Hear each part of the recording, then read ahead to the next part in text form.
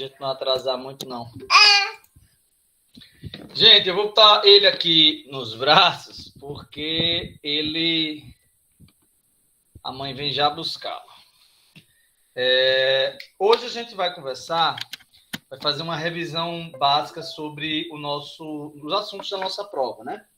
Lembrando que essa revisão não substitui a necessidade de vocês assistirem às aulas anteriores. É a partir disso que vocês vão conseguir fixar melhor. Eu vou fazer algumas revisões aqui. Deixar, pessoal, manda um beijo.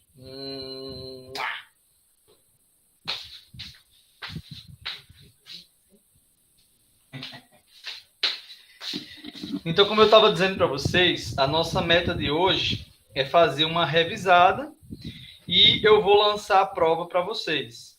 Eu iria lançar amanhã para vocês fazerem até segunda-feira. Como a gente conseguiu conversar hoje, eu já vou lançar hoje quando a gente terminar a aula, certo? E aí vocês vão ter um prazozinho para fazer e a gente vai conversando. Dúvidas vocês podem me levantar no final de semana, fiquem à vontade. Como eu disse a vocês, eu procuro responder todas, mas não necessariamente eu vou estar disponível na hora que vocês mandarem, né? Então, é importante a gente ter esse senso. Eu respondo todas, mas não respondo rápido, tá bom? Antes da gente continuar, eu queria refletir um pouquinho sobre esse semestre. Eu lembrei dessa tirinha da Mafalda, que eu acho ela muito ilustrativa para essa nossa vivência remota, né? E aí você tem o personagem dos amigos da Mafalda, né? Ele reclamando que levou um péssimo da professora. E ele reclamando que como é que ele vai voltar lá. Isso é coisa que se faça com o freguês. Estou projetando... Vocês estão vendo minha tela, pessoal, ou não? Não. Ah, meu Deus, assim fica difícil, né? Eu falando com vocês como se vocês estivessem vendo e vocês não estavam vendo. Aí fica difícil. Eu pensando que você ia mostrar a tirinha aí, porque não tá... Eu pensei que vocês estavam vendo, não é? Mas é engraçado essas coisas, porque a nossa temática em discussão é justamente, uma delas hoje é comunicação, né? E a importância da gente ter clareza nesse sentido. Mas vamos lá. Eu estava falando sobre essa tirinha da Mafalda, que vocês estão vendo agora na tela, e aí você tem o personagem reclamando da professora como se ele fosse freguês dela, né? E assim, existe hoje algumas perspectivas sobre a educação que, no meu entendimento, pelo menos, e no de outros professores, outros pesquisadores, eles não têm muito respaldo com a realidade atual. A gente tem que discutir o sistema educacional em contexto geral, com a atuação dele na nossa vivência coletiva. E aí entra a administração no cerne dessa discussão como um tema transversal. Se você for olhar bem, pessoal, a administração deveria ser estudada no ensino médio, porque a gente discute coisas relativas ao nosso dia a dia, tanto quanto português, biologia, história e disciplinas propedêuticas. A gente dá essa tonalidade técnica porque o mercado tem demandado isso em uma perspectiva talvez descolada com as possibilidades do nosso ramo de atuação. A gente poderia fazer muito mais. A gente poderia contribuir com a formação dos jovens, contribuir com a formação social de maneira como uma toda, muito mais do que hoje se demanda de nós, né? Mas aí, essa tirinha ela é interessante, voltando um pouquinho o que eu estava falando sobre esse contexto do ensino remoto, porque isso nos lembra da necessidade de sermos protagonistas nesse processo. Você vê esse personagem enxergando-se como um cliente da professora, quando, na verdade, vocês não são nossos clientes. Vocês são, de fato, público-alvo do IFCE, e isso não faz de vocês uma relação clientelista conosco. E quando eu digo clientelista, eu digo no que diz respeito ao conceito próprio da palavra. Remete hoje a mercado, mas ele nasceu da perspectiva de um cuidado paternalista. Isso não acontece porque não é assim que você constrói, de fato, um cidadão. A nossa perspectiva enquanto Instituto Federal é formar muito mais do que uma ferramenta, formar um cidadão. É por isso que hoje a gente discute alguns temas transversais, alguns temas que complementam a nossa atuação no mercado. Porque vocês não devem ser meras ferramentas. Vocês não estão estudando para serem coisificados. Vocês estão estudando para serem sujeitos ativos, cidadãos que vão interferir no meio.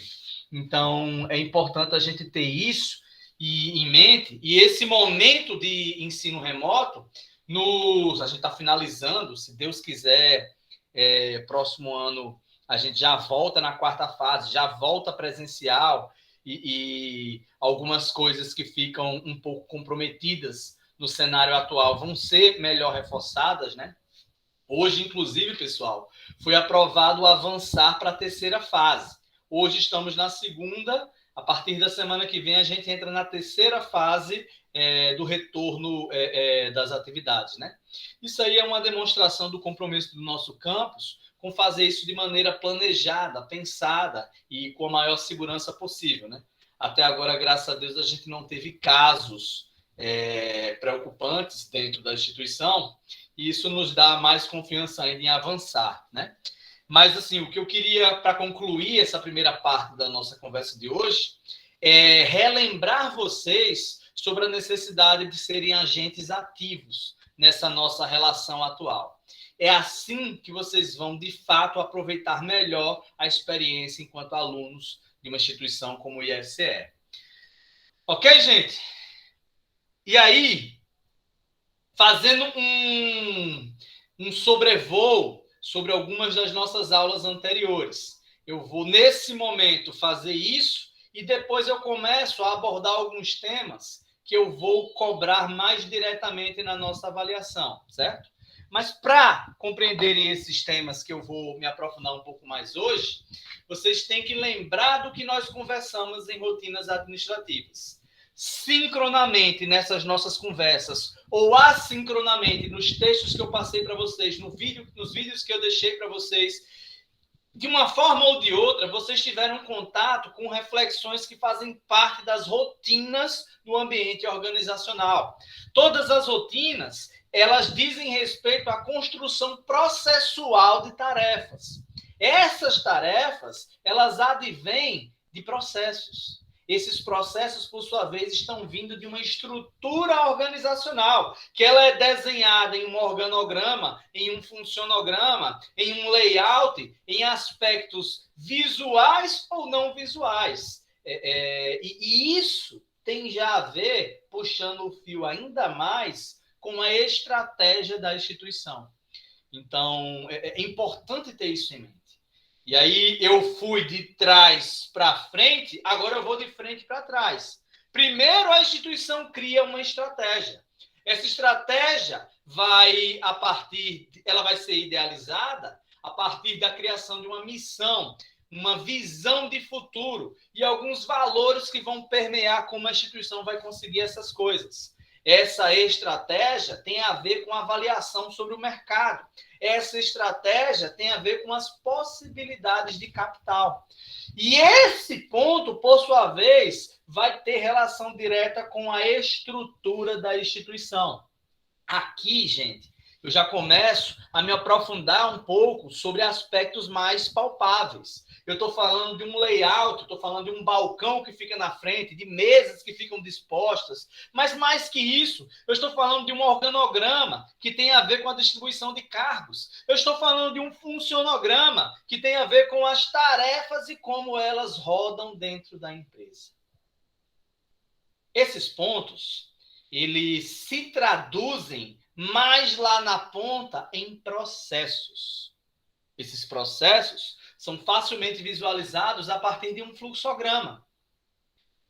E aí, gente, esses são os aspectos mais tópicos, vamos chamar dessa forma, dessas discussões que tivemos na N1 e em grande parte da N2 também. Nós falamos sobre o que são processos. Processos, em um conceito simples, seriam uma distribuição de ações previsíveis, repetíveis, que transformam uma determinada matéria-prima em um produto final agregado.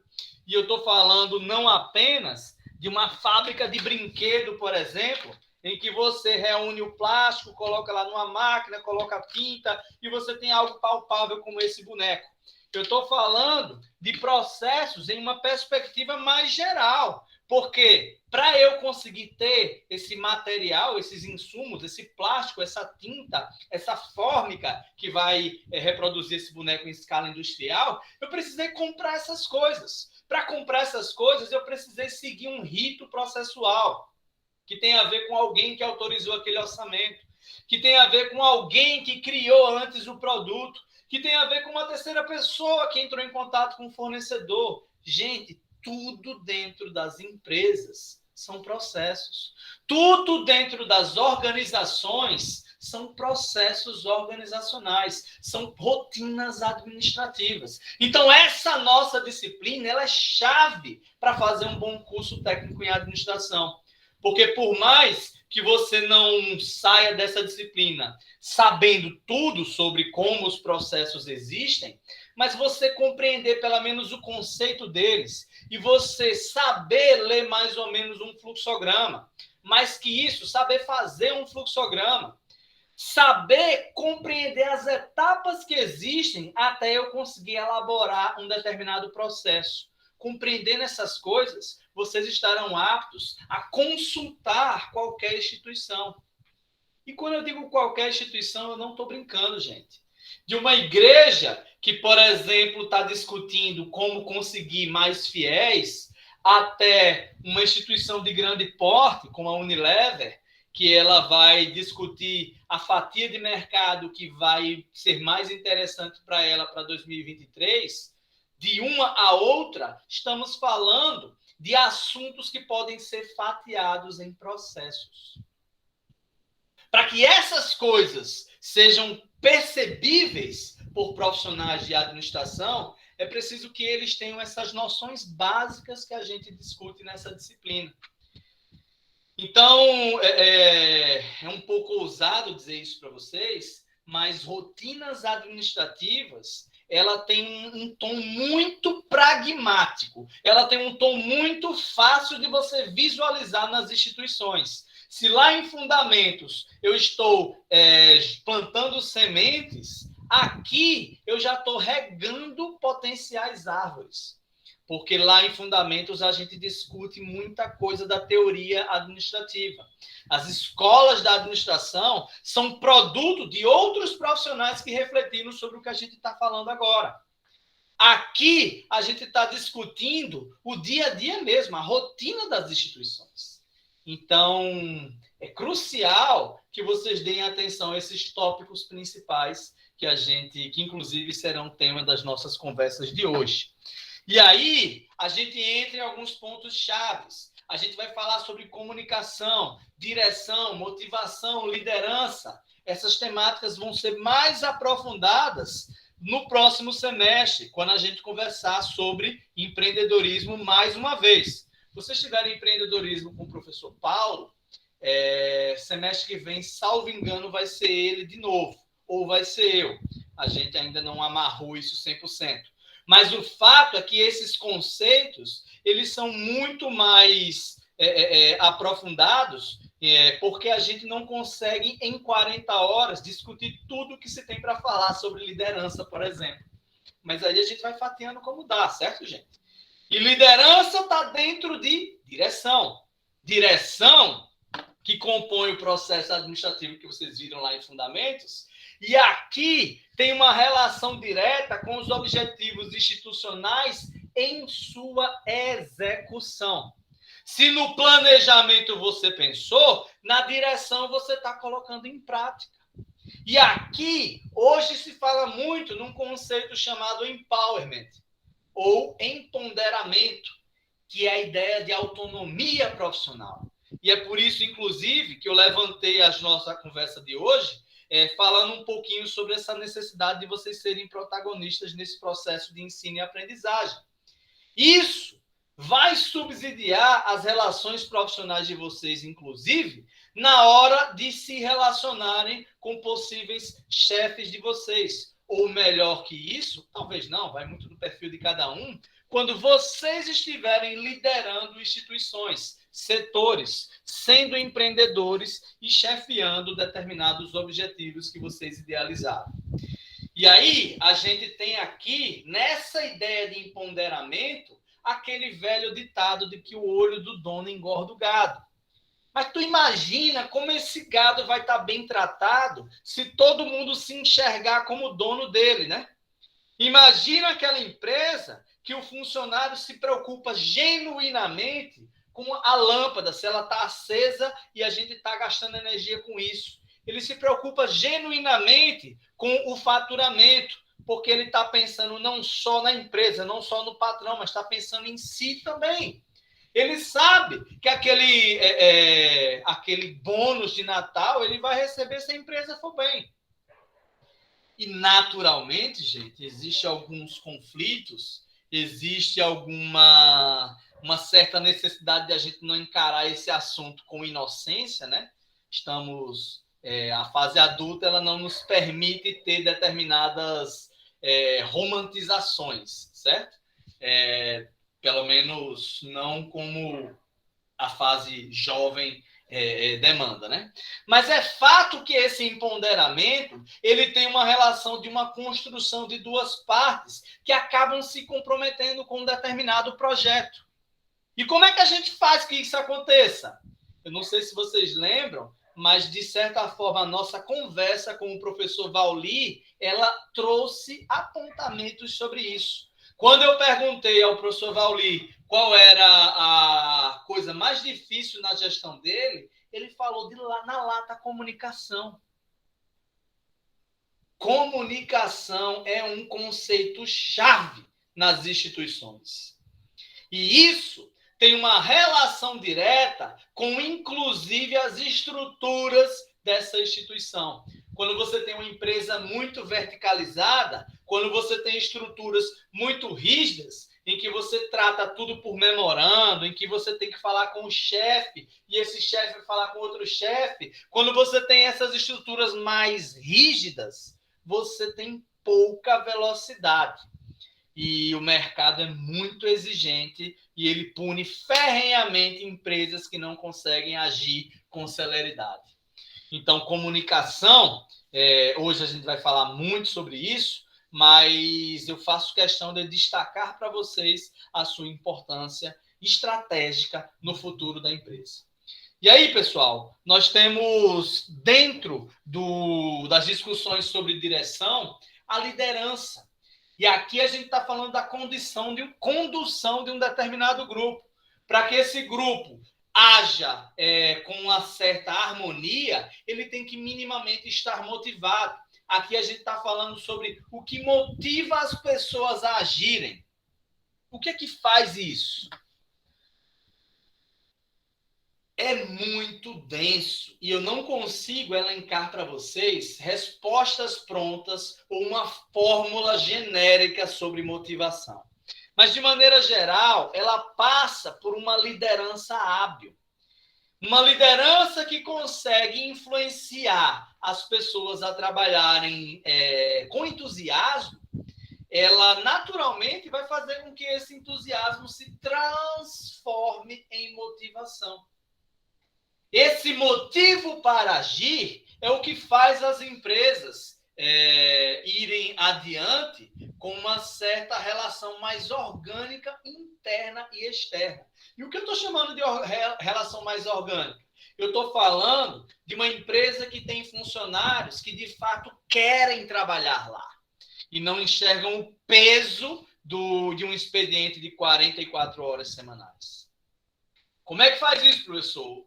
Não tem fórmula pronta, não, gente. É preciso ter uma certa clareza dos objetivos. É preciso ter uma cultura forte que impregne dentro das estruturas formais e informais mecanismos que façam com que as pessoas se automotivem. E o que eu estou dizendo que é importante as pessoas se automotivarem? Gente, motivação é igual a banho. Todo dia você tem que tomar. E de preferência, pelo menos umas 2 ou 3 vezes por dia, viu?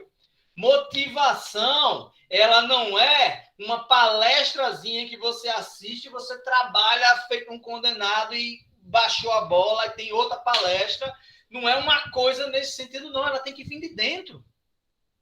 Quando a motivação não vem de dentro, você acaba depositando em outras pessoas uma responsabilidade que, de certa forma, é sua. Repito, não enxerguem esse assunto como inocência. Tem muita empresa filha da mãe que acaba simplesmente explorando os seus funcionários e vem com esse papo bonito de motivação e o escambau. Tem muitos absurdos por aí. O que eu estou discutindo para vocês, enquanto administradores, é que vocês precisam conhecer essa, vamos dizer assim, ferramenta enquanto um instrumento de direção. Se estamos falando do processo administrativo, se estamos falando como a instituição pode rodar melhor, não devemos menosprezar a necessidade de motivação. E aí a gente tem alguns conceitos. A gente discute sobre o poder, que é aquela coisa, aquela faculdade de poder obrigar as pessoas a fazerem algo. A gente pode falar também sobre a autoridade, que já tem uma relação mais próxima com a liderança, em que as pessoas já agem de boa vontade para fazerem o que fazem.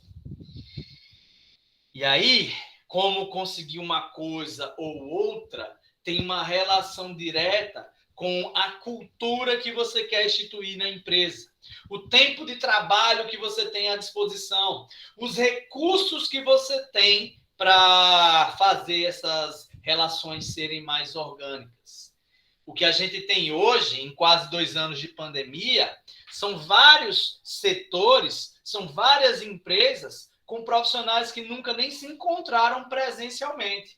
Eu digo pelo nosso instituto, né? Eu tenho colegas de trabalho que eu interajo pelo WhatsApp, e-mail, várias vezes durante meu dia, que eu nunca vi olho a olho. Então, é uma situação densa, é uma situação complexa para a gente falar sobre autoridade, né? Como é que você consegue transcrever uma relação fria de computadores em algo genuinamente próximo, né? E eu digo isso, por exemplo, quanto à nossa relação de professores e alunos. A gente, pelo menos a maior parte de nós, nunca se viu nem de longe, pessoalmente, eu me refiro.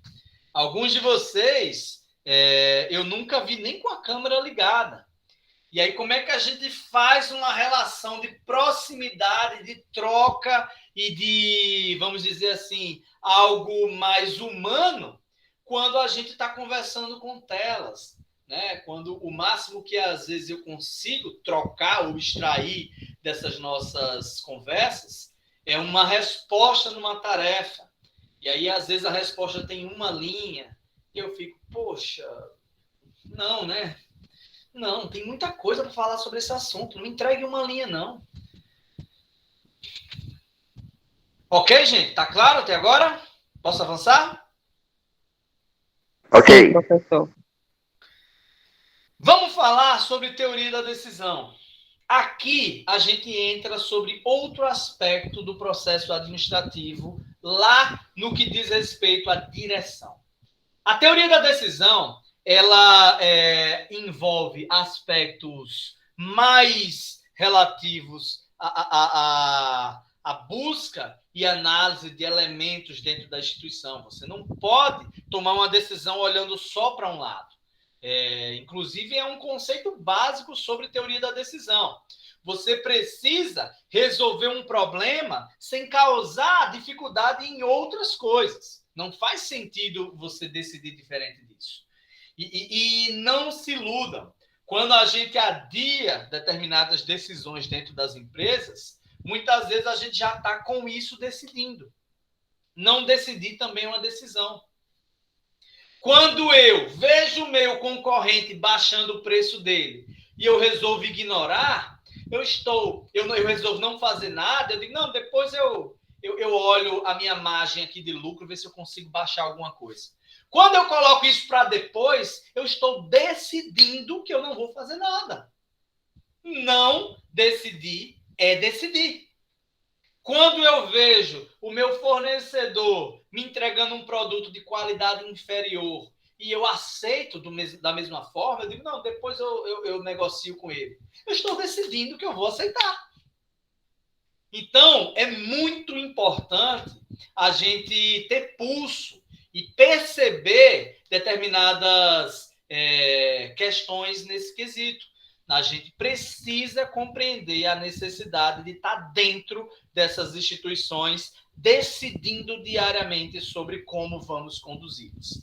E o ideal é que isso seja feito sempre de maneira racional, é claro, mas naturalmente outros elementos existem e não devem ser ignorados. A intuição, a experiência, o histórico de maneira geral, envolvendo inclusive elementos nem sempre colocáveis no papel, eles fazem parte, sim, do ambiente institucional. Às vezes, grandes sacadas de marketing, grandes jogadas, elas são feitas meio que na base da intuição. Isso é possível também. Faz parte. Quem diria que valeria a pena, por exemplo, fazer uma aposta numa junção de um aparelho que fazia ligações, tocava som, acessava a internet, juntando todas. Era uma aposta. E a Apple hoje tem um PIB maior do que o da Índia. Então, assim, esses aspectos relativos à decisão e como ela ocorre envolve, por muitas vezes, coisas que não são traduzidas no papel. Isso faz parte, a gente não pode ignorar isso. A própria teoria da decisão assume que nem tudo que ocorre dentro de um processo decisório é racional. Nós temos elementos que tensionam as relações entre os tomadores de decisão. Eu estou falando de algumas autoridades que se confrontam em ideias. Eu estou falando, às vezes, de ferramentas de controle que, por vezes, trazem números que não dão muitos insights, muitas respostas para o que se quer fazer. Eu estou falando de regulamentos, regras que muitas vezes atrapalham as instituições de se moverem com mais velocidade, né? Então, o que se deve entender dentro da teoria da decisão, nas nossas discussões dessa disciplina, é que esse processo ele é necessário, ele não é adiável, em várias situações ele não é adiável, ele nem sempre é racional, e a gente tem que buscar outros elementos para decidir com mais propriedade. Que outros elementos são esses? Alguns tomadores de decisão agem mais ou menos de acordo com algumas ideias. Uma delas é o que eu já comentei com vocês, de resolver um problema sem causar outro. Outra possível prática na hora de tomar decisões é você ter decisões já padronizadas, para você não precisar estar titubeando.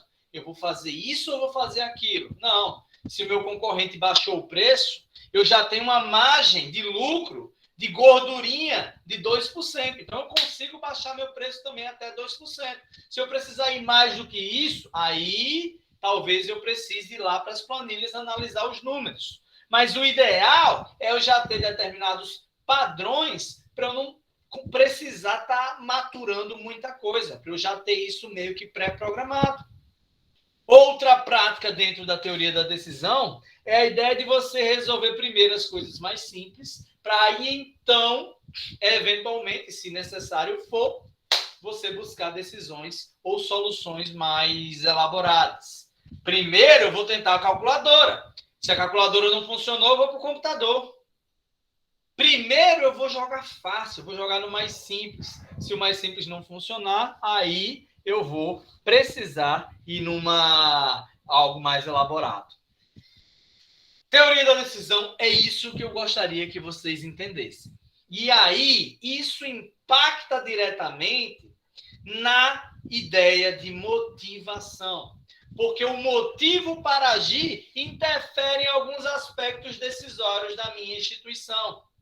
Essa motivação passa por eu, de certa forma, me conhecer enquanto funcionário daquela empresa, eu conhecer os objetivos dela, eu conhecer mais ou menos o público-alvo que ela atende.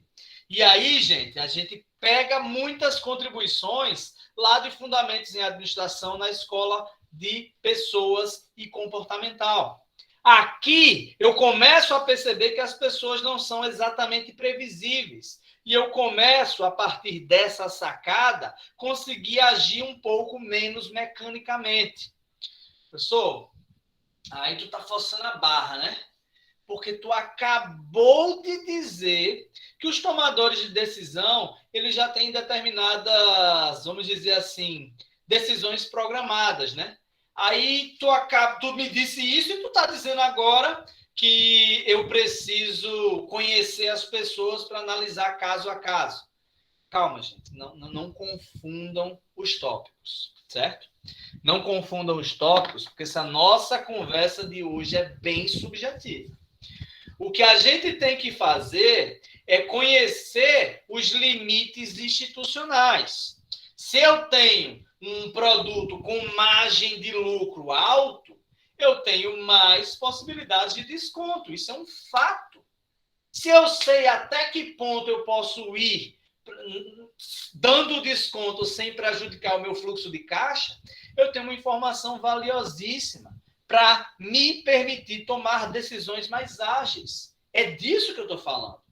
Quanto à motivação, quanto ao quanto ela interfere na liderança institucional, eu estou levantando a necessidade de você reconhecer os seus pares, as pessoas que trabalham com você e para quem você trabalha. Para que você não atenda, vamos dizer assim, exclusivamente planilhas. Para que você tenha uma relação genuína com essas pessoas. Não existe empresas sem pessoas. Existem pessoas sem empresas. Isso existe. Existem pessoas que não estão trabalhando. Existem pessoas que estão lá nas cavernas, lá na floresta, não estão interagindo com nenhum tipo de empresa. Isso existe. Agora, empresa que existe de verdade, que tem fluxo de caixa, ela precisa compreender o seu público interno e externo. A gente vai se aprofundar nisso lá em gestão de pessoas, mas é importantíssima essa percepção sobre o que faz os teus funcionários trabalharem melhor. E dinheiro nem sempre é a solução, pessoal. A gente viu isso desde a escola, a escola das pessoas. A escola comportamental, ela teve essa sacada e isso nunca mais foi esquecido.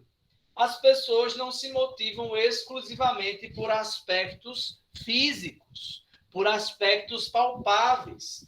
Muitas vezes o que fazem elas agirem de mais de bom grado é um banco de horas. Não, vou trabalhar no gás até sexta-feira, 10 horas da noite, para você me liberar no sábado de manhã. Show! Entenda isso. Claro, vamos entender isso sem excessos. De repente, teu funcionário quer isso, mas não é possível, porque sábado de manhã tua loja tem muito movimento. Paciência.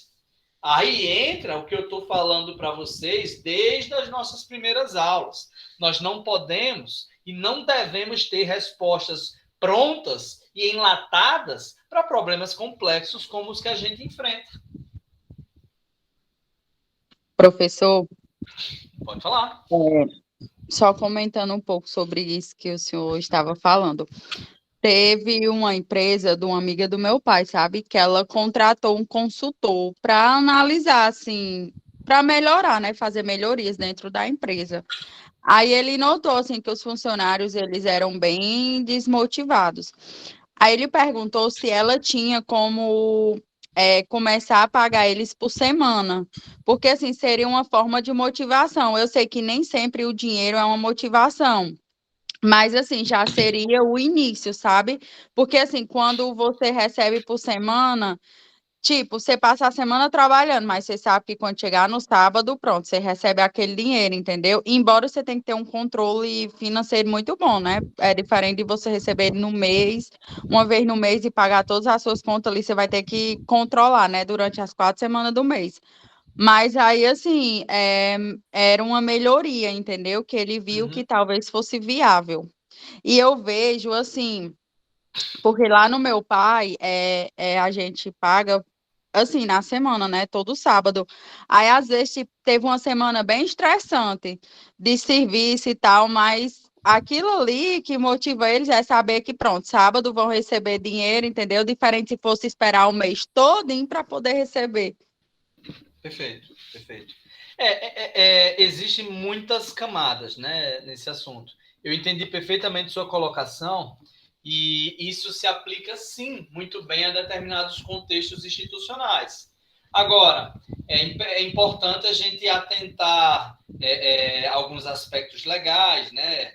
Existem alguns possíveis questionamentos nisso, existem alguns funcionários que vão, na verdade, não gostar dessa prática, né? Pronto, esse exemplo é excelente, mas eu fico pensando naquele funcionário que já tem as contas mais altas no início do mês. O cara tem que pagar o aluguel no início do mês.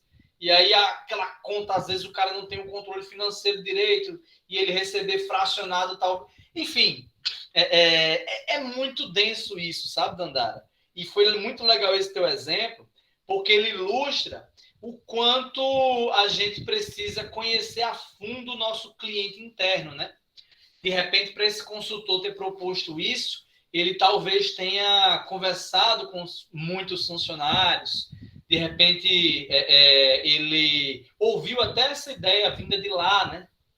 E a gente sabe que dinheiro não é o único fator motivacional, mas a inocência achar que ele não compõe os elementos que nos motivam, né? A gente vive numa sociedade que a gente precisa dessa moeda de troca, inclusive para comer, né? Então, muito boa contribuição nesse sentido. A gente entra aqui no conceito de satisfação e comprometimento.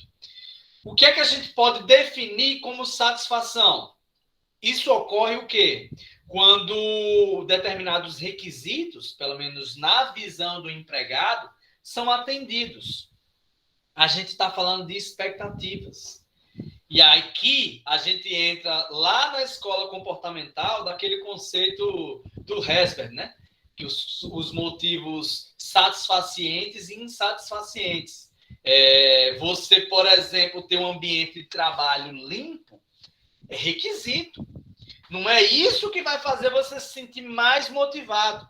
Mas você não ter um ambiente de trabalho limpo vai te desmotivar.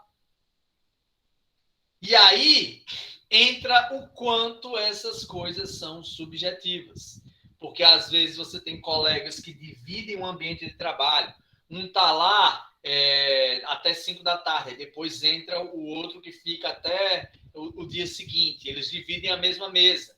E aí aquele cara é todo desorganizado. E o da noite pega o ambiente todo bagunçado, fica puto. Como é que você medir essas coisas? É muito denso essa vivência de grupo.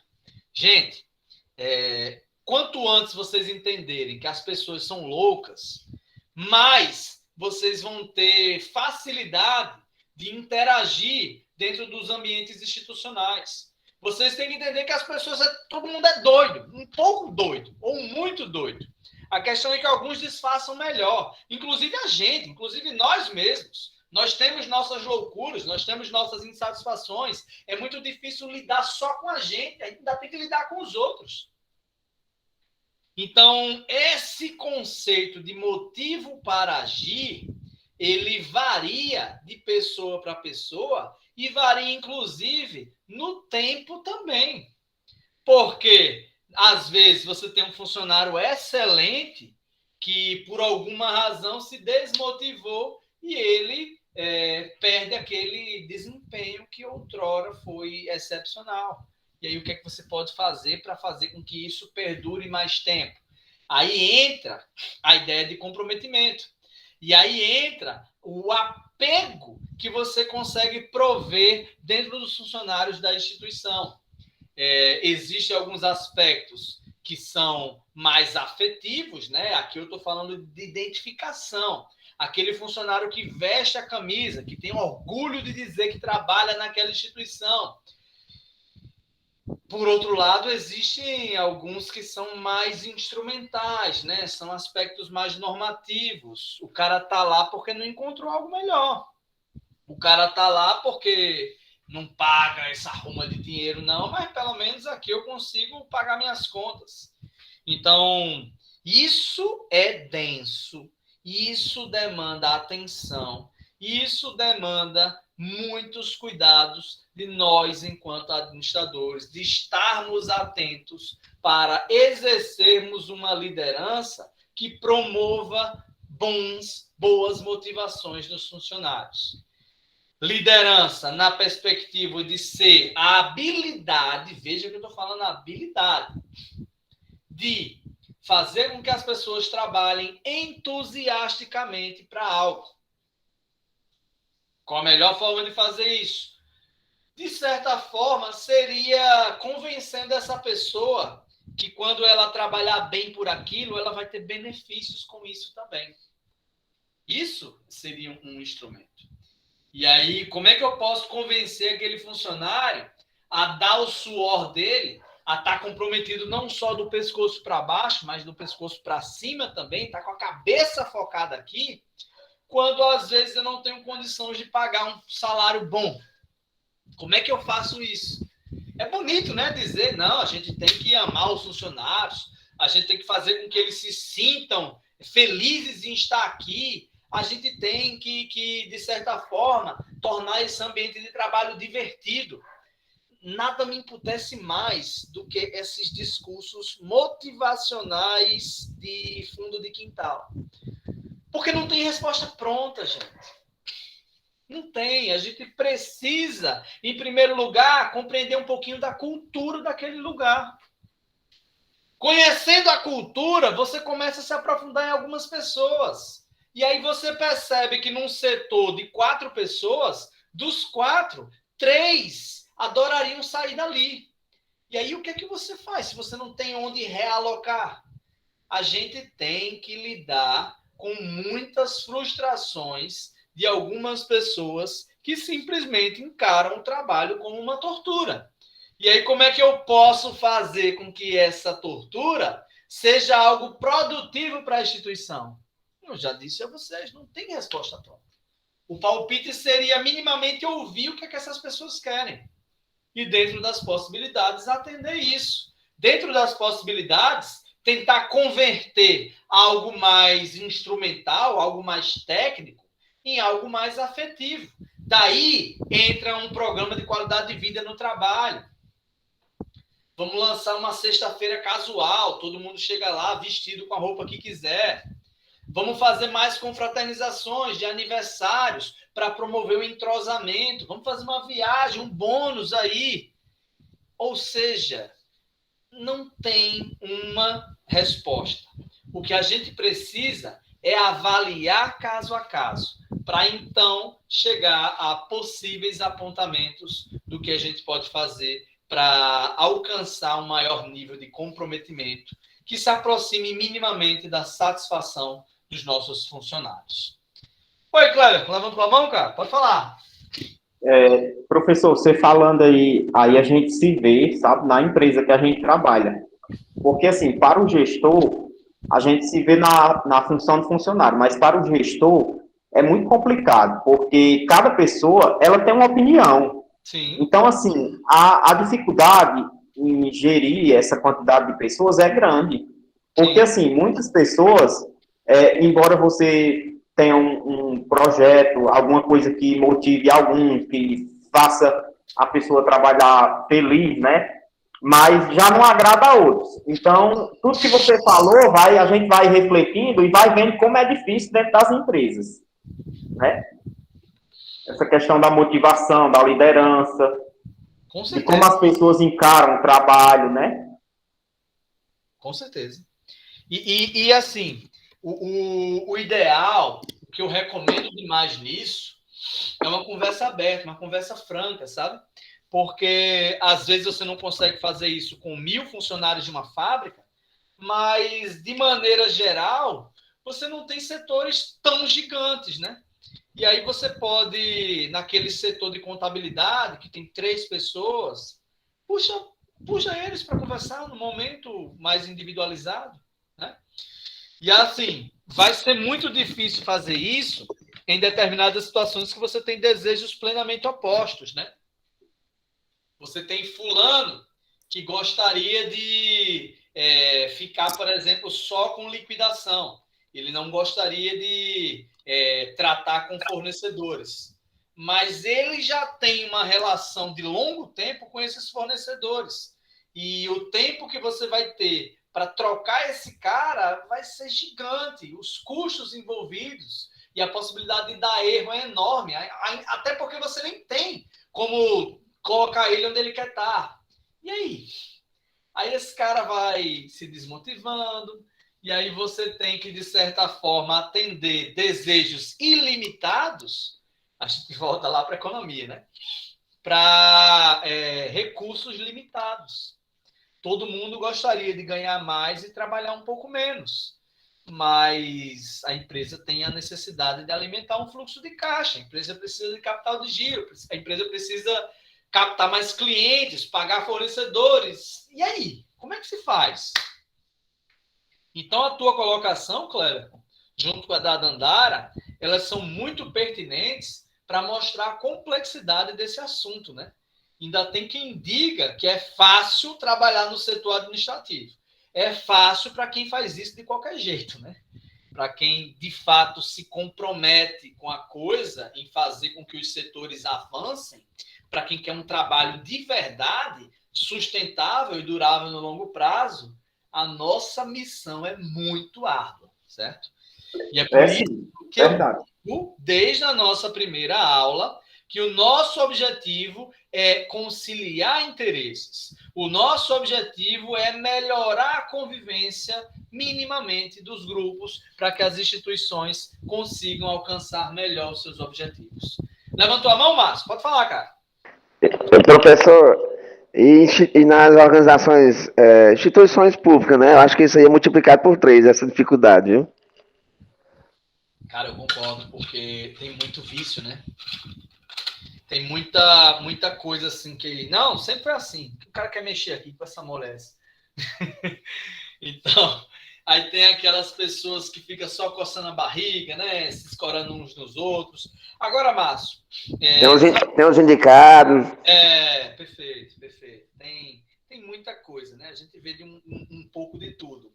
Mas, Márcio, a minha experiência no mercado privado não foi tão diferente assim, não, viu? Eu vi gente escorona, eu vi aquele filho do chefe, eu vi aquelas coisas assim que a gente fica com mais raiva quando é nos órgãos públicos, mas nos privados a gente não vê tão diferente assim, não. Pelo menos muitas vezes não, né? Quer falar, Raimunda? No meu trabalho tem muito disso, viu? As pessoas se escoram nas outras, só espera por umas pessoas e deixa as outras, fica só sentado olhando, sabe? Pensa no negócio ruim. Dá uma agonia porque você fica, pelo amor de Deus, se alguém vier, se isso der ruim, dá ruim para todo mundo. Vamos cada um fazer um pouquinho. É verdade. Sabe? Mas fica se escorando na gente. É isso mesmo. E aquele que tem a responsabilidade, ele não vai deixar de fazer, né? Ele vai fazer porque ele sabe que tem aquela obrigação de fazer. Perfeito. Aí a gente trabalha pelos outros, a gente trabalha pelos outros e pela gente, né? E aí, no longo prazo, o que acaba acontecendo? A gente se sobrecarrega, começa a comprometer nossa saúde. E aí você, às vezes, por não punir o mau funcionário, você acaba punindo com isso o bom funcionário. Porque ele, no longo prazo, ele vai querer ser burro de carga para sempre, pô. Primeira oportunidade que ele tiver, na verdade, ele vai sair da tua instituição. ou se ele não tiver essa oportunidade, ele vai começar e vai aprender com o ruim. E aí, em vez de... É incrível isso, né? Você tem um balde de água limpa. Você coloca um copozinho de barro, vai sujar tudo. É incrível como o sujo contamina o limpo, não o contrário, né?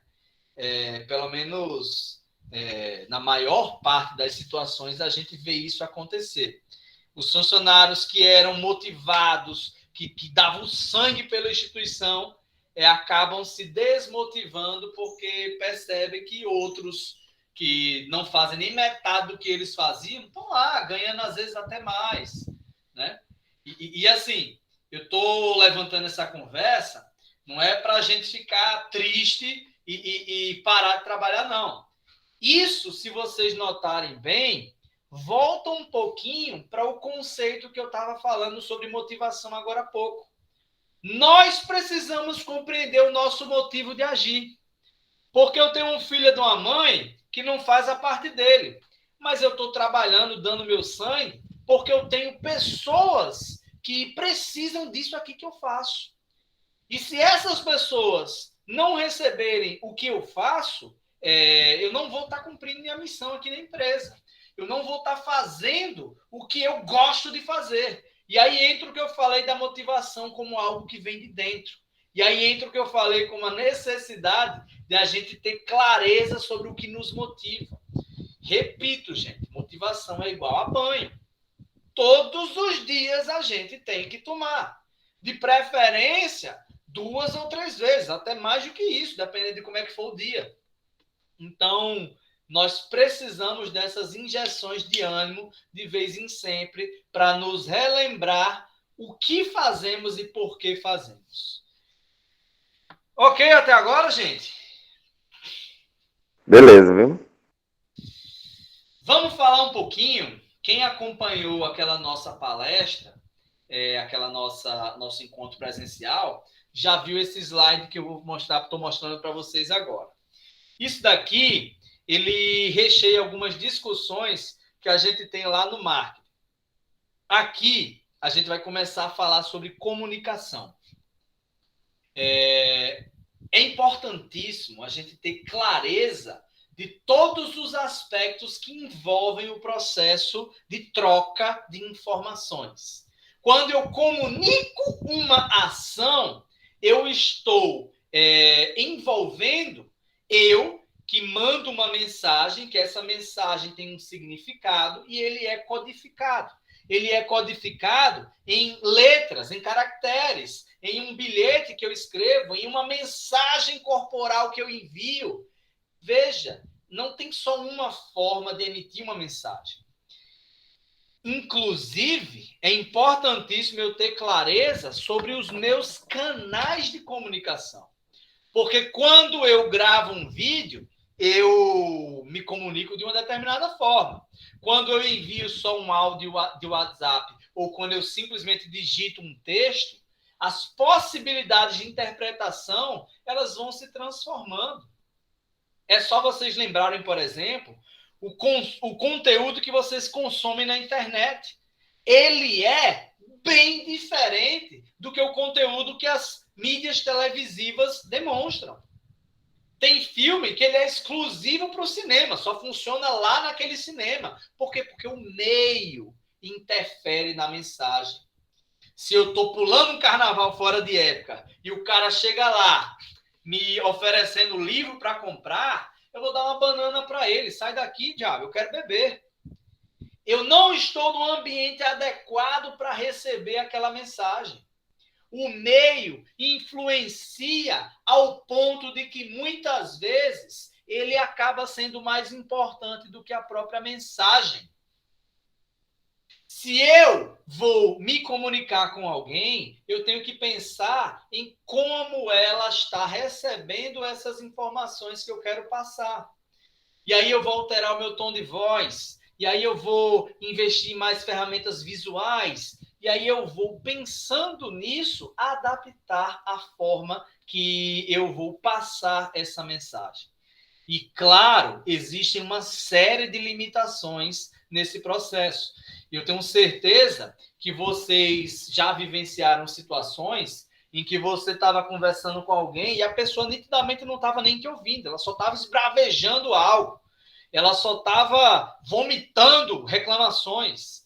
E aí, isso é bem comum no ambiente de trabalho, com clientes que muitas vezes querem descontar frustrações que não tem nada a ver com a gente, mas ele quer descarregar em alguém e a gente foi o abençoado do dia. Aí lá vai fazer o nosso ouvido de pinico.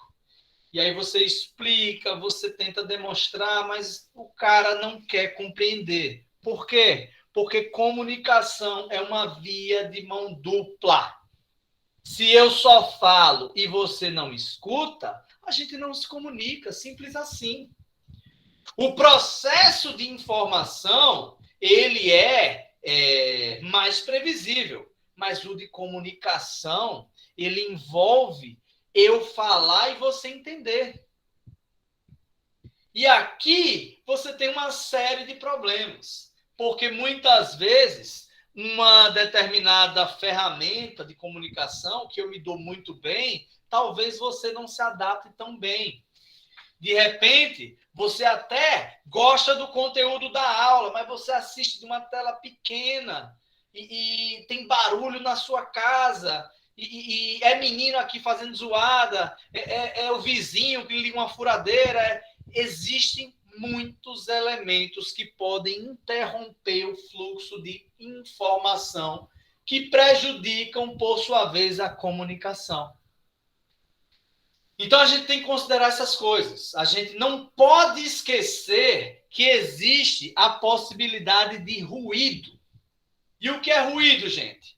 Ruído é quando há um problema no fluxo de comunicação. Esse ruído atrapalha a minha troca.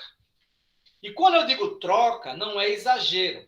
Quando eu digo troca, eu estou falando de um processo que ele nasce no emissor, mas volta para ele a partir do momento que o receptor devolve, demonstrando de alguma forma que ele compreendeu ou não aquela determinada mensagem. No entanto, o ruído compõe as organizações. O ruído compõe o nosso dia a dia muito mais do que a gente gostaria. E aqui eu estou falando porque comunicação não é um processo claramente definido por todos os que fazem parte dela. Eu tenho muitas comunicações verbais, é o que a gente está fazendo agora, né? Mas eu tenho algumas que são não verbais. Eu estou falando, por exemplo, das roupas que eu uso, da postura que eu passo, da maneira que eu gesticulo, da forma que eu me porto e o quanto isso interfere na sua forma de interpretar as informações que eu passo. Eu tenho certeza que vocês já conversaram com alguém que tem um sotaque muito carregado. E aí, às vezes, você não consegue nem entender o que a pessoa está falando, porque você está só contando esses cacuetes, né? Você está contando quantas vezes o cara fala né. Você está contando e prestando atenção o jeito dele de terminar as frases, de chiar, de falar algumas coisas. E isso, por mais bobo que pareça, por muitas vezes interfere na sua maneira de interpretar as informações. Existem alguns fatores que são próprios seus. Eu, de repente, não gosto da maneira de determinada pessoa falar. E aí uma birra mesmo, o famoso santo que não bate. Isso aí é uma coisa interna minha. Mas pode ser coisas externas. De repente eu estou num momento que literalmente tem barulho, como meu cachorro latindo agora, por exemplo, e isso prejudica a maneira de eu trocar informações com vocês. O ruído, gente, ele é um elemento que deve ser evitado, sim, mas ele deve também ser sempre considerado quando eu vou criar uma forma de me comunicar com as pessoas. O que é que eu recomendo? Vamos lá, dica prática. A ferramenta menos fácil de você contestar nos ambientes organizacionais são as ferramentas escritas.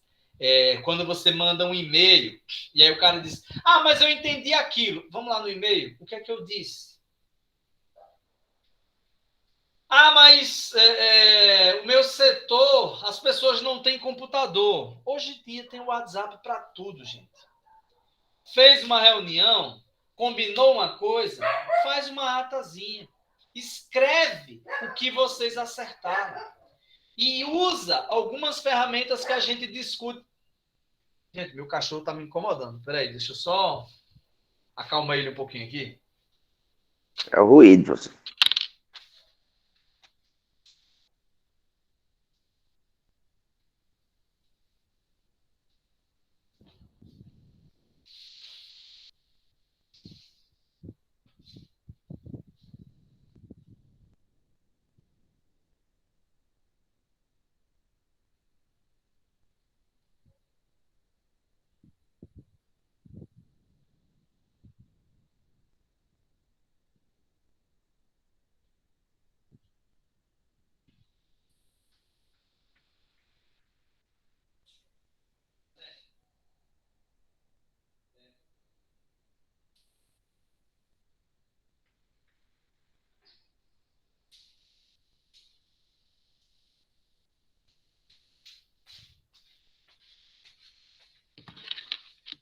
Parece que foi combinado, né? Quando eu estou falando de ruído, aí o cachorro latindo aqui feito um doido. Eu estava falando... Para exemplificar melhor, professor. Para exemplificar melhor, perfeitamente. Parece mesmo que foi combinado. Eu estava falando... Quando o ruído vem de alguma coisa como um cachorro, a gente guarda ele, tranca a porta, está resolvido. O problema é quando, às vezes, algumas coisas fogem do nosso controle, né?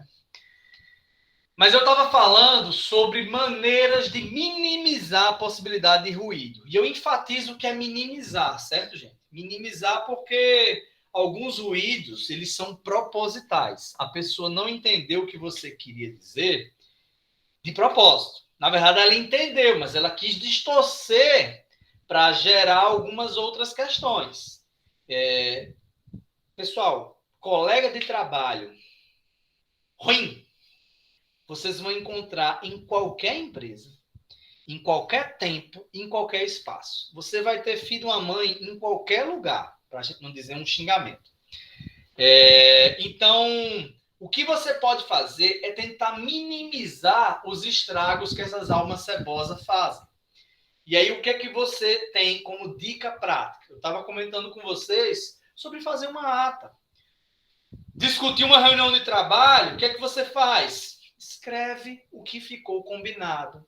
Quem vai fazer, até quando vai fazer. Ponto. Não é que isso resolve todos os problemas, mas você ameniza algumas possibilidades de distorções. Você minimiza a possibilidade de ruído. Se o teu ambiente de trabalho contém pessoas que, por exemplo, têm mais dificuldade com escrita ou algo do gênero, a gente pode combinar outros elementos. De repente, colocar cartazes com algumas informações mais claras, tanto para o público-alvo, tanto para os clientes, quanto para as pessoas que trabalham lá dentro, né? Todas essas formas não é que evitam problemas, mas minimizam eles. O ruído, ele é inevitável. Às vezes o cara distorceu, mas não foi nem porque ele é uma alma cebosa, como eu citei, não. Às vezes é porque ele está num momento um pouco maluco da vida dele e ele está entendendo as coisas de uma maneira distorcida mesmo. Faz parte. As pessoas não são máquinas que você controla e simplesmente manuseia, né? Mas a forma escrita, ela ameniza muitos desses problemas. Dá um pouquinho de mais trabalho? Dá, mas vale a pena. Vale a pena se a tua busca for se comunicar. E o que é que eu quero dizer isso? Essa palavra, comunicação, ela tem a ver, ela significa partilha. Eu torno algo comum. E o que é que eu quero dizer com isso? Há uma comunicação quando você talvez você nem concorde, talvez você não aceite, mas você entendeu o que eu quis falar. Quando isso acontece, nós nos comunicamos. A comunicação não é um processo de imposição. Eu posso, e com certeza eu falei coisas aqui nessa aula que em um ou outro, ou em vários pontos, vocês não concordaram. Mas eu espero que vocês tenham entendido o que eu quis dizer com eles. Sobre isso, eu não tenho tanto controle. Eu posso me munir de outras formas para minimizar a possibilidade de vocês me interpretarem da maneira que eu não queria que vocês me interpretassem. E aí, o que eu faço? Eu gravo isso aqui em vídeo, eu coloco lá uma apostila no Google Sala de Aula, eu posso, de repente, jogar os slides que eu utilizei aqui, eu vou buscar outras formas para rechear mais esse nosso processo de troca, de comunicação. Apesar dessa troca ser meio que unilateral, porque eu despejo muita informação e pelo nosso fluxo de aulas remotas eu não consigo ter tantas devoluções, isso faz parte, gente, é natural nessa atual conjuntura, mas eu tenho que buscar minimizar as formas de vocês talvez interpretarem algo que eu estou dizendo da maneira que eu não queria que tivesse sido interpretada. E aí entra a diferença entre se comunicar e informar. Porque quando eu simplesmente informo, eu estou fazendo o quê? Eu estou deixando uma mensagem acessível. Quando eu jogo esses instrumentos lá no Google Sala de Aula, a mensagem está acessível para vocês. Mas eu quero fazer mais que isso. Eu quero me comunicar. Eu quero que vocês tenham como comum a ideia que eu queria transcrever para vocês. Então, eu, além de tornar essas mensagens acessíveis, eu eu tento estar acessível para vocês trocarem e me darem retorno sobre vocês terem entendido o que eu perguntei, ou o que eu falei, ou não. E como é que eu tenho feito isso? De repente, é aquelas nossas trocas lá no Google Sala de Aula. De repente, é inclusive uma prova. A prova, eu já disse isso a vocês em outro momento e repito aqui, ela não é um instrumento de punição. Ela é uma maneira de eu checar se vocês estão entendendo os nossos assuntos, sim ou não. E aí, pessoal, nessa discussão é importante a gente compreender o conceito de diálogo. O diálogo só ocorre quando você tem uma genuína troca em que cada um colocou algo sobre a mesa e chegou-se a um entendimento novo. Isso só ocorre a partir de uma escuta ativa. Deus nos deu 2 orelhas e uma boca não à toa. A gente deve ouvir mais e falar um pouco menos. Isso faz parte para que a gente consiga trocar de verdade, para que a gente tenha uma escuta ativa e a gente seja mais interessado no outro lado do que tenha expectativas vaidosas de sermos interessantes para ele. E aí é onde a onça bebe água. A maior parte dos conflitos humanos, se você for olhar direitinho, tem a ver com expectativas que não foram atendidas porque não havia uma clareza de comunicação. Isso ocorre num casal que não consegue ficar junto muito tempo, até a um patrão que não consegue segurar um empresário muito tempo na empresa dele. Porque ele não deixa claro as expectativas que ele tem. Ele não deixa claro que quer que aquele funcionário chegue lá de 7 da manhã e vá embora de 7 da noite. Ele quer isso, mas é um absurdo isso acontecer. Porque ele não paga o suficiente para isso. Então, ele está pedindo uma coisa que não vai poder ser atendida. E ele fica trocando. É igual aquele seu irmão que fica trocando de mulher a cada 15 dias. É igual aquele seu gerente que não se decide com um fornecedor, que fica trocando a cada semestre de fornecedor.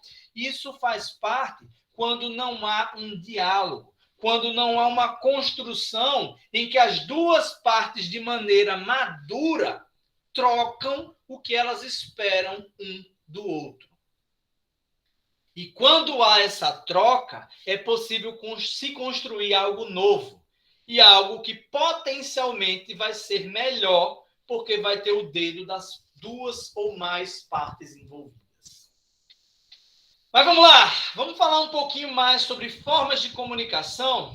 Dentro dos ambientes institucionais, nós temos e-mail, temos memorandos, ofícios, circulares, nós temos formas escritas que, como o nome sugere, elas deixam lá traduzidos em palavras o que se esperava comunicar entre as partes. Mas existem outros elementos. A gente tem a famosa rádio peão, a gente tem músicas que são feitas, às vezes, em termos de paródia, zoando aquele gerente de produção, zoando aquele chefe de setor. Existem essas expressões como maneiras de você desenvolver internamente uma cultura mais de confronto ou mais amena. E a gente não pode menosprezar esses elementos. Inclusive, como potenciais consultores, vocês têm que entender esses elementos informais e o quanto eles interferem na maneira da instituição funcionar. E aí, o que é que tem que estar sendo em mente na hora de eu escolher qual a minha estratégia de comunicação? Qual é o meu público-alvo? Quais são os meus objetivos e os recursos que eu tenho à minha disposição? Esses 3 elementos são chave na hora de eu escolher uma boa estratégia de comunicação. E aí, gente, eu queria... Professor, Oi, pode falar. Só complementar um pouco do que o senhor estava falando.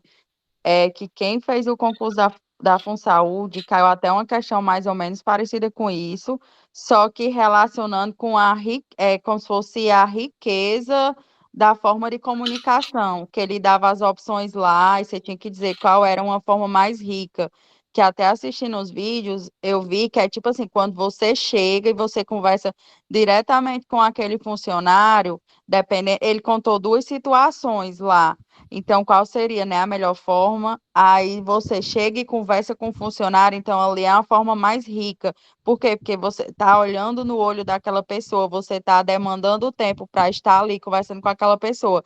E uma forma mais pobre seria, por exemplo, você só mandar um e-mail ou um circular, alguma coisa do tipo. Que na verdade, eu nem sabia que existia essas comparações, sabe?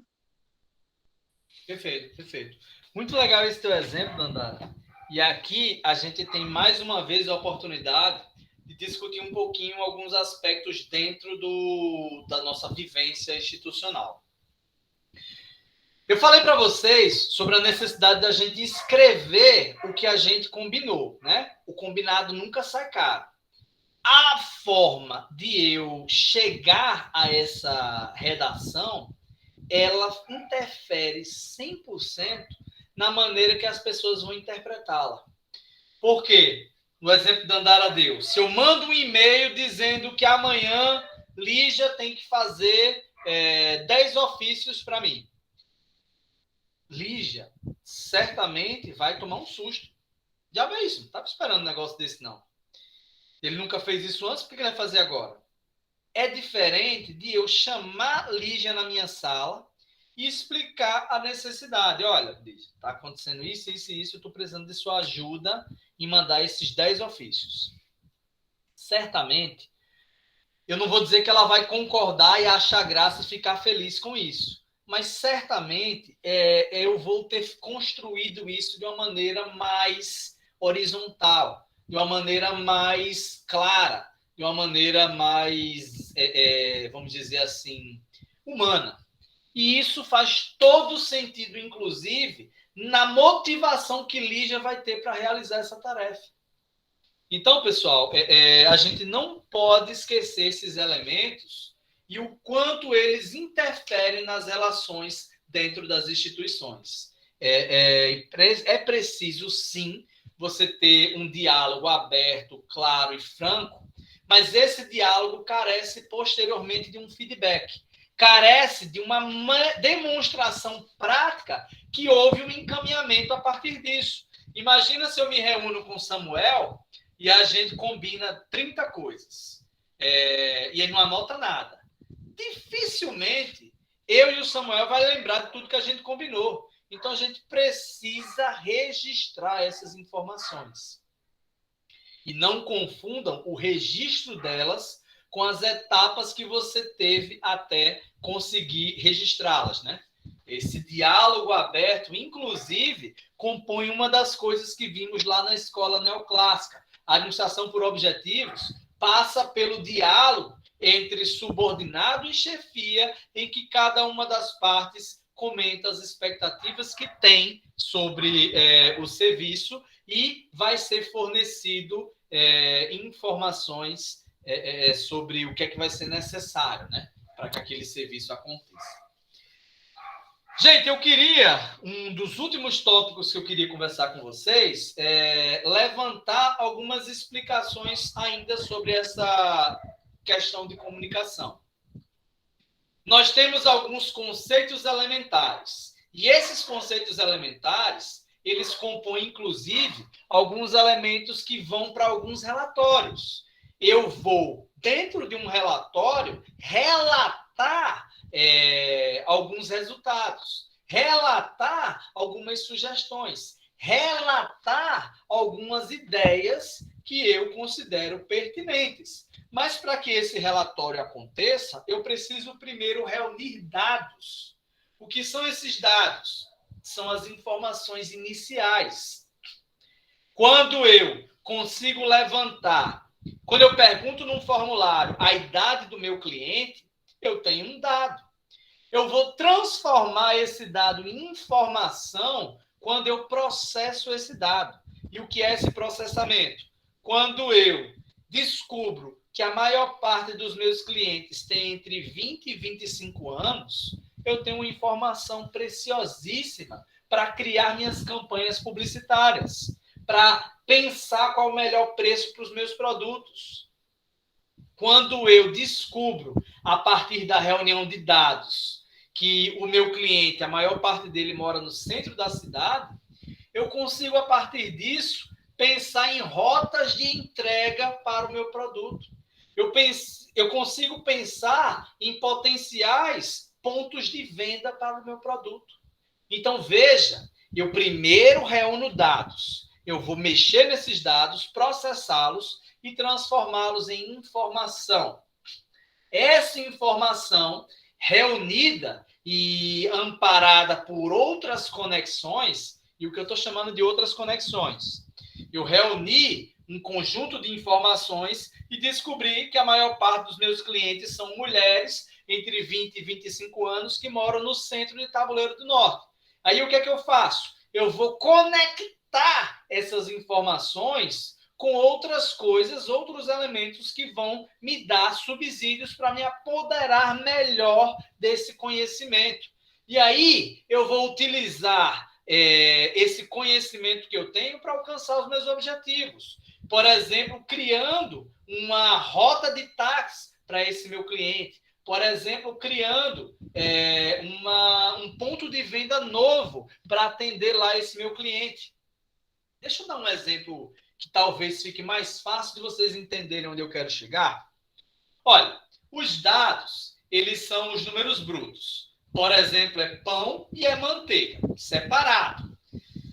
Quando eu transformo esses dados em informação, eu fiz o processamento deles. Eu peguei a manteiga, passei no pão. Mas aí eu vou utilizar o meu conhecimento. O meu conhecimento me revelou que eu mato minha fome quando eu como pão com manteiga. Mas eu me aprofundo ainda mais nisso, transformando esse conhecimento em inteligência. Eu vou fazer o quê? Eu vou combinar vários tipos de conhecimento para perceber que é possível colocar não só pão e manteiga, é possível colocar tomate, é possível colocar alface, é possível colocar um hambúrguer, e é possível eu misturar outras coisas para que aí então eu amadureça essa inteligência ao ponto de se transformar em estratégia. E aqui é massa, porque a gente entra num pormenor de algo que a gente conversou no início da nossa aula. Nós falamos que tudo começa com estratégia.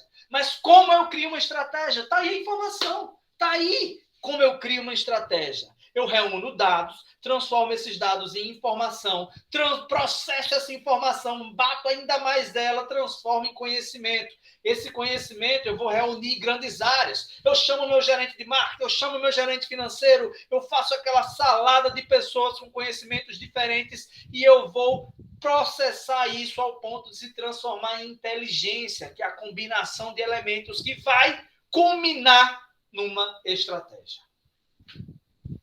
É massa, não é não? E aí, eu consigo finalmente integrar isso a outros conhecimentos para agir mais adequadamente. Beleza, turma? O professor falou no sanduíche aí porque foi com fome. Rapaz, eu só falo em comida, né? Coisa de gordo. Coisa de gordo mesmo, é isso aí. Fazer o quê? Fazer o quê? Vamos para dúvidas?